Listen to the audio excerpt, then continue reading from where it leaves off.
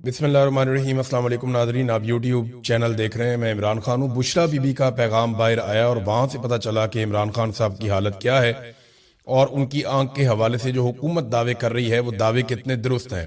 सबसे पहले तो जो बुशरा बीबी की बहन है मरियम रियाज वट्टू, उनका स्टेटमेंट आप सुन लीजिए, फिर मैं आपको बताता हूँ इमरान खान की बहनें क्या कह रही हैं और इमरान खान साहब की अहलिया बुशरा बीबी ने जेल से क्या पैगाम भिजवाया है और इमरान खान साहब की हालत कैसी है, खास तौर पे उनकी बिनाई जिस आंख की मुतासर हुई है वहां मामलात कैसे हैं।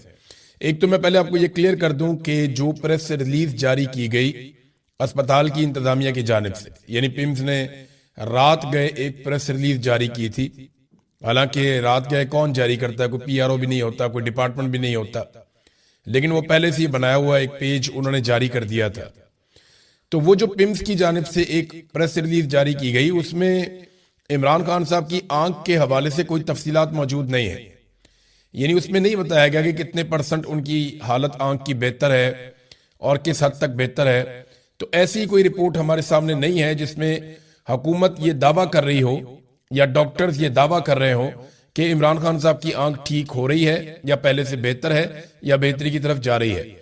अब मरियम रियाज वट्टू साहबा का जो स्टेटमेंट है वो कहती है मेरी भाभी और बुशरा बीबी की बेटी के खानदान ने बुशरा बीबी से मुलाकात की और चूंकि खान साहब को कल रात ही दूसरी इंजेक्शन लगाई गई है, इसलिए अभी ये कहना कबल अज़ वक्त है कि इसका कोई असर हुआ है या नहीं। इनकी आंख अभी भी सूजी हुई है और इनकी हालत गुज़िश्ता हफ्ते से बदस्तूर वैसी ही है जैसी पहले थी। खान साहब ने एक बार फिर जोर दिया है कि उनकी बहनें जो इनके वकला के साथ काम कर रही हैं फौरी इजाजत के लिए दरखास्तें दायर करें ताकि उनके जाती डॉक्टर्स उनका मुआयना कर सकें। ये जनाब मरियम रियाज वट्टू साहबा ने कहा, जो बुशरा बीबी की बहन है। उस्मा खानम जो इमरान खान की बहन है, उन्होंने एक ऐसा स्टेटमेंट दिया है जहां से शक्कू को शुबात मजीद बढ़ जाते हैं। उन्होंने कहा जी हमें यकीन नहीं है कि इमरान खान के जो ब्लड टेस्ट किए गए हैं ये इमरान खान के हैं या किसी और के हैं। कौन से टेस्ट किए हैं, किसके सामने किए हैं, टेस्ट का रिजल्ट इमरान खान का रिजल्ट है या किसी और का है। जब तक इन लोगों के सामने टेस्ट नहीं होंगे जिन पर हमें एतबार है तब तक हमें तसल्ली नहीं होगी। ये जो छुपा रहे हैं इसके पीछे क्या वजह है। देखें, ये इमरान खान वजीर आजम पाकिस्तान थे जब नवाज शरीफ साहब के जाली टेस्ट करके उन्हें बताया गया कि इनके तो प्लेटलेट्स बेड़े गर्क हो गया और हर थोड़ी देर के बाद एक जाली टेस्ट आ जाता था और दबाव मजीद बढ़ जाता था।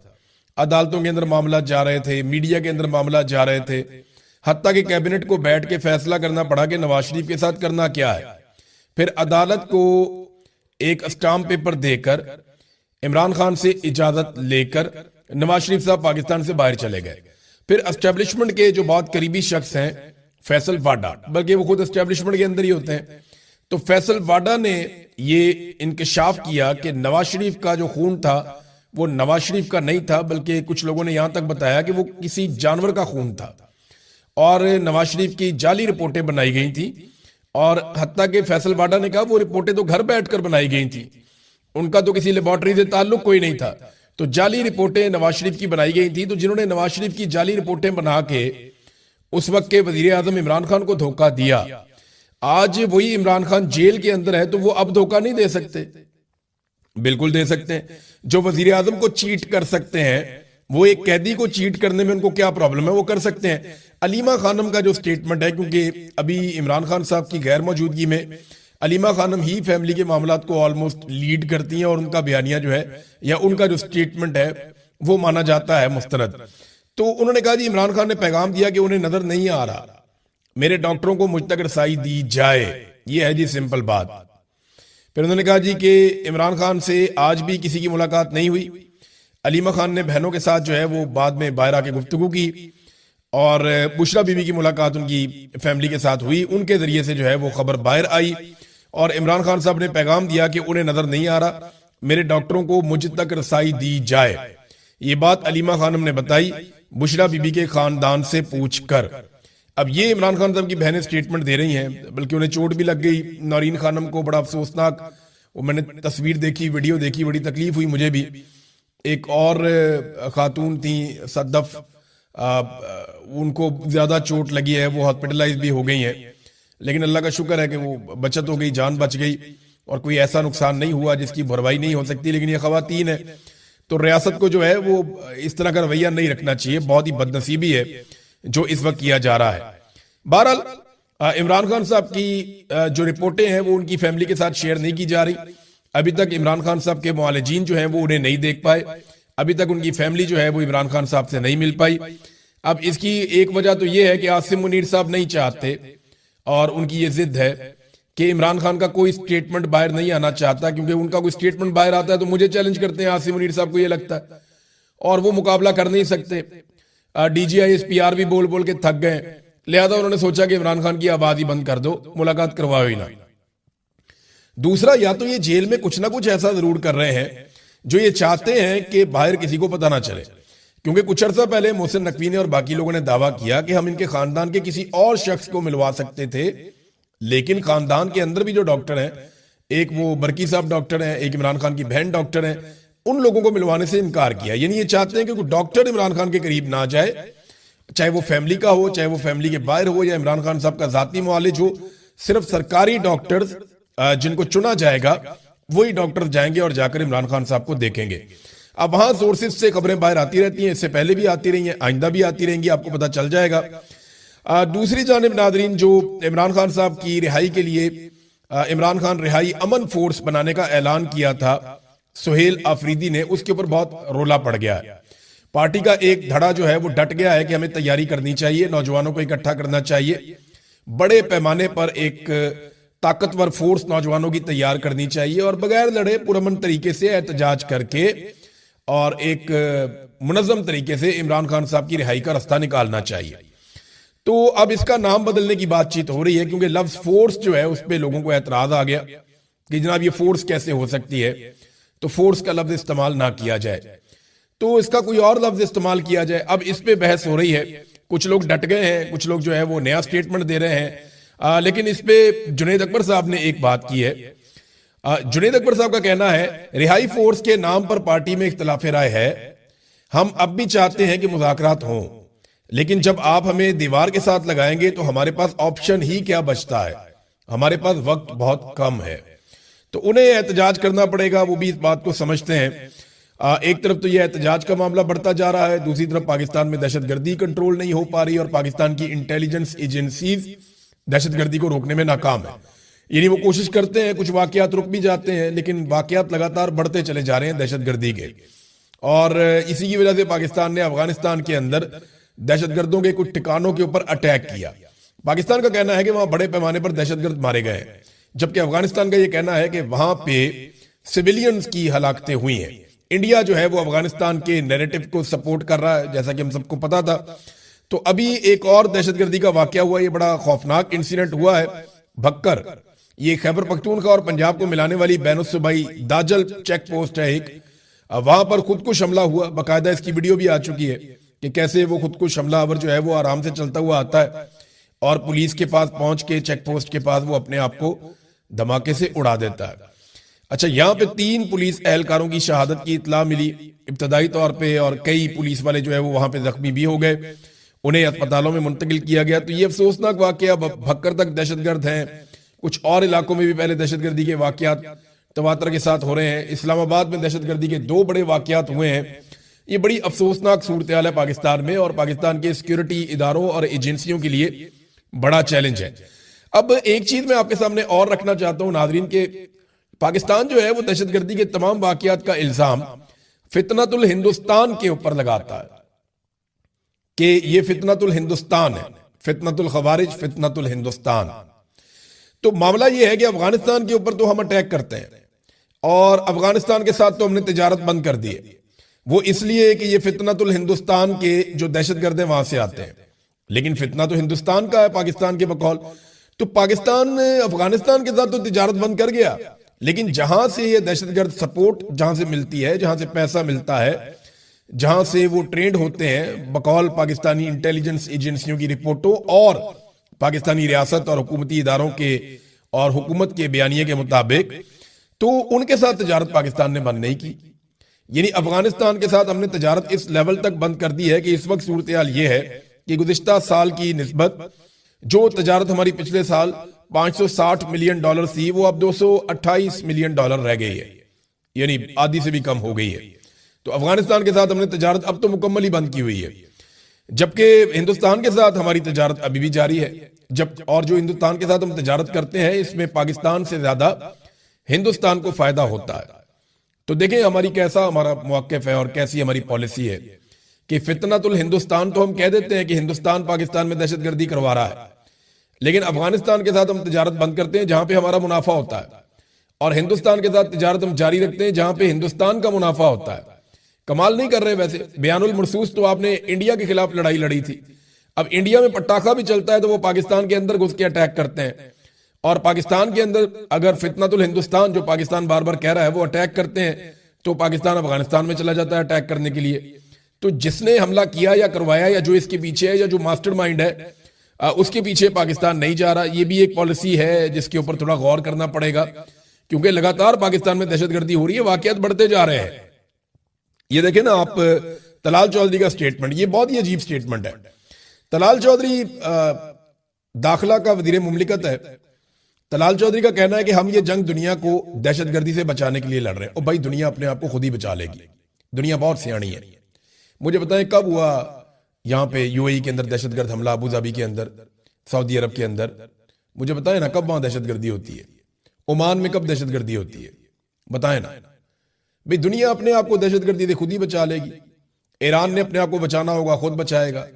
चाइना ने अपने आप को दहशतगर्दी से बचाना होगा, खुद बचाएगा, वहां पे नहीं होती दहशतगर्दी। इंडिया ने अपने आप को बचाना होगा, खुद बचाएगा। सेंट्रल एशिया ने, यूरोप ने, अमेरिका ने, सबने अपने आप को दहशतगर्दी से बचाना होगा, तो सारे अपने आप को खुद बताएंगे। आप पाकिस्तान को बचाएं जिसके लिए आपको पैसा मिलता है, जिसके लिए पाकिस्तानी अपने खून पसीने की कमाई से, आपको टैक्स के पैसों से आपका पेट भरते हैं, आपको हर तरह की सहूलत लेकर देते हैं। आप पाकिस्तान को बचाएं। हम ये जंग दुनिया को दहशतगर्दी से बचाना है, भाई दुनिया अपने आप को खुद बचा लेगी। आप दुनिया के मामले लगते हैं, आप अपने आप को बचाएं, अपनी जान बचाएं, अपने लोगों को बचाएं, अपने लिए पॉलिसी बनाएं। लोगों की जंग लड़ते लड़ते पाकिस्तान यहां तक पहुंच गया है। दुनिया की जंग नहीं लड़नी हमने पाकिस्तानियों को बचाना है और पाकिस्तान की जंग लड़नी है। आप पाकिस्तान को महफूज बनाएं, दुनिया अपने आप को खुद महफूज बना लेगी। कोई यहां पे सरमायाकारी करने के लिए तैयार नहीं है। वजह क्या है? लड़ाई लगी हुई है, दहशतगर्दी चल रही है, खत्म ही नहीं हो रही, रूल ऑफ लॉ ही नहीं है, यहां पे इंसानी हकूक ही नहीं है, आजादी इज़हार राय ही नहीं है, अदालतें काम ही नहीं कर पा रही हैं, और फिर लगातार दहशतगर्दी और क्लाइमेट चेंज, ये वो चीजें हैं जिनकी वजह से पाकिस्तान में लोग पैसा लेकर नहीं आते। हर दूसरे साल तो यहां पे सैलाब आ जाता है क्लाइमेट चेंज की वजह से, और इसके ऊपर किसी ने तवज्जो ही नहीं दी। तो जहां पे हर दूसरे साल सैलाब आ जाता है, इतना बड़ा डिजास्टर आता है, तो वहां पे कौन कारोबार करेगा? अब नाज़रीन, आसिफ अली जरदारी साहब के साथ एक पंगा हो गया। उन्होंने जो इमरान खान साहब पे तनकीद की वो उनको महंगी पड़ गई, बल्कि उनको उल्टी पड़ गई। ये तनकीद की वजह क्या है? मैं आपके सामने चंद बड़ी इंटरेस्टिंग चीजें रखता हूं, लोग फैक्ट्स भूल जाते हैं। जरदारी साहब इमरान खान साहब पे इसलिए गुज़िश्ता चंद दिनों से गर्म हो गए क्योंकि फ्रस्ट्रेशन बढ़ रही है। हुआ ये कि जब इमरान खान साहब की हुकूमत बन रही थी ना 2024 के इलेक्शन के बाद, और जब धड़ाधड़ सीटें पाकिस्तान तहरीक इंसाफ जीत रही थी, जब ये 180 के करीब पहुंच गए थे, तो उस वक्त ना फटाफट चीफ इलेक्शन कमिश्नर को बुलवाया गया और फिर सबको राब्ता करके कहा गया कि भाई अगर आप इंसान के बच्चे बन जाते हैं तो आपको हम हुकूमत बना देते हैं, मिलके आपको हुकूमत बनानी पड़ेगी, आप में से किसी की भी अक्सरियत नहीं आ रही, अब हमें फॉर्म 47 जाली जारी करने पड़ेंगे। जब ये होता है तो ये हम ही भर लेते हैं। तो जो फार्मूला सामने आता है, जो यूसुफ रजा गिलानी और एक दो और लोग बता भी चुके हैं कि फार्मूला ये था कि 2.5 साल तक शहबाज शरीफ को वजीर आजम रखा जाएगा और 2.5 साल तक बिलावल को वजीर आजम रखा जाएगा। और जरदारी साहब ने बार बार ये कहना शुरू कर दिया, मेरी ख्वाहिश है कि मैं अपनी जिंदगी में बिलावल को वजीर आजम बनता हुआ देखूं। पाकिस्तान का भला नहीं सोचना, मेरी औलाद जो है जैसी भी है बनाओ इसको वजीर आजम उठा के। ये ख्वाहिशात हैं इनकी, अंदाजा करें आप। हजारों ख्वाहिशें ऐसी कि हर ख्वाहिश पे दम निकले। वो कहते हैं जी मेरा बिलावल वजीर आजम बनेगा, तो बिलावल को वजीर आजम बनाना है। तो अब ऐसा दिखाई दे रहा है कि ट्रंप जो है वो शहबाज शरीफ को पसंद करना शुरू हो गया कि यार इतनी जबरदस्त पॉलिश, कमाल किस्म की, तो शहबाज शरीफ नंबर ज्यादा लेंगे। फिर फील्ड मार्शल जो है वो इस्तिस्ना भी ले लिया उन्होंने, एक्सटेंशन भी ले ली उन्होंने, हर चीज अपने कंट्रोल में कर ली उन्होंने। और फील्ड मार्शल ने अमेरिका को भी अपने हाथ में काफी हद तक कर लिया और पीएमएलएन को सादा अक्सरियत भी दिला दी। अगर पीपल्स पार्टी अपने घर जाना भी चाहती है तो चली जाए, पीएमएलएन की हुकूमत तो अब नहीं गिरती। तो ये सारी चीजें जब हो गई तो जरदारी साहब बड़े बदमजा हुए हैं, क्योंकि 2.5 साल पूरे होने वाले हैं। 2 साल हो गए तो ये अभी 6 महीने के बाद 2.5 साल हो जाएंगे। तो बिलावल को वजीर आजम बनाने की तरफ कोई बातचीत जाती हुई दिखाई नहीं दे रही। एक तो ये है। दूसरा, इमरान खान साहब के बाहर आने के उनके खदशात बढ़ रहे हैं। उन्हें यह पता है कि अगर इमरान खान साहब बाहर आ गए तो अगला इलेक्शन इमरान खान का है, फिर भी बिलावल की बारी नहीं आएगी। तो ये एक और प्रॉब्लम है कि अगर इमरान खान बाहर आ जाते हैं तो वैसे ही। और एक जेलसी का फैक्टर भी है। जरदारी साहब को जेलसी ये है कि जेलें तो मैं काटता था, मैं मशहूर हुआ था पाकिस्तान में बिला वजह कि मैं बड़ा जेलें काटने वाला बड़ा सख्त आदमी हूं। ये आदमी तो मेरे से बहुत आगे निकल गया और सारे नंबर तो इसको मिल गए बहादुरी के। तो मैं किधर खड़ा हूं आज? यानी जरदारी साहब के लिए तो बड़े बड़े नारे लगते थे कि बड़ा जेल काटने वाला, लेकिन अब हुआ ये कि जरदारी साहब ने जो किया उसके बाद पीटीआई ने जो पोल खोले, जो सहाफियों ने पोल खोले और बताया जनाब के जरदारी साहब ये टोटल आपकी जेल की औकात थी और इमरान खान के बारे में तो आप बात ही ना करें।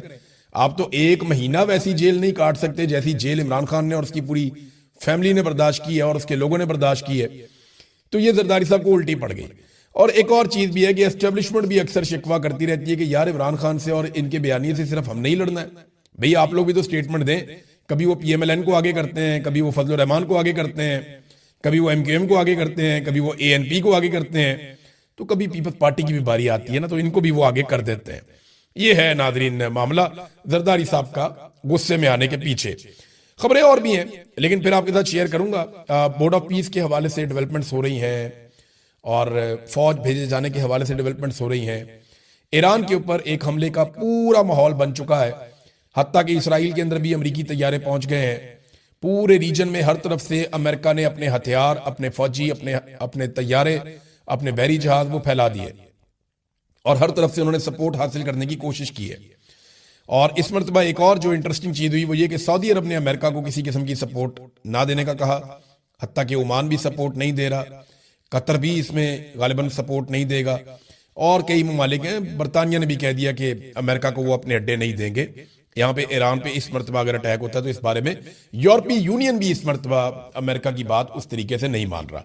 तो डोनाल्ड ट्रंप क्या अपने अहदा, ये जी इमरान खान साहब ने कहा, कहानियों का सबक यही था कि अगर कैदी का जज्बा सच्चा हो तो दुनिया की कोई जेल उसे फरार होने से नहीं रोक सकती। पाकिस्तान के सबसे मशहूर कैदी इमरान खान है और किसी जमाने में पाकिस्तान की सबसे सख्त जेल मच जेल समझी जाती थी, लेकिन आजकल अडियाला है जहां पर जेलरों को कैदी से हंसकर बात करने पर गायब कर दिया जाता है। और कैदी का जज्बा ऐसा है कि आपको उनकी सियासत से लाख इख्तलाफ हो लेकिन उनके जज्बे से उनके सियासी मुखालिफिन भी तंग हैं। जिस तरह इमरान खान ने पाकिस्तान की सियासत में नए अंदाज मुतारफ करवाए हैं, इसी तरह उन्होंने अडियाला जेल से फरार का एक अनोखा मंसूबा सोचा है कि वो ऑक्सफोर्ड यूनिवर्सिटी के चांसलर का इलेक्शन लड़ेंगे। सच्ची बात यह है कि इमरान खान के इलेक्शन में उतरने से पहले ना पाकिस्तानियों को और ना ही इंग्लिस्तानियों को, ज्यादातर इंग्लिस्तानियों को इल्म था कि ऑक्सफोर्ड के चांसलर का भी कोई इलेक्शन होता है। उनके ऐलान के साथ ही सबको चांसलर के इलेक्शन का ऐसे ही पता चल गया जैसे अब बच्चे बच्चे को इलेक्शन फॉर्म 45 और इलेक्शन फॉर्म 47 के बारे में पता है। फॉर्म 45-47 वाली कहानी तो सबको पता है ना पाकिस्तान में। गोरों के एक कदीम इदारे के भूले मसरे इंतखाब में शामिल होने का ऐलान करके इमरान खान ने उसमें जान डाल दी है। मंसूबा यह नहीं कि इमरान खान अडियाला जेल से सुरंग खोदना शुरू करेंगे और एक दिन ऑक्सफोर्ड के चांसलर के दफ्तर में नमूदार हो जाएंगे।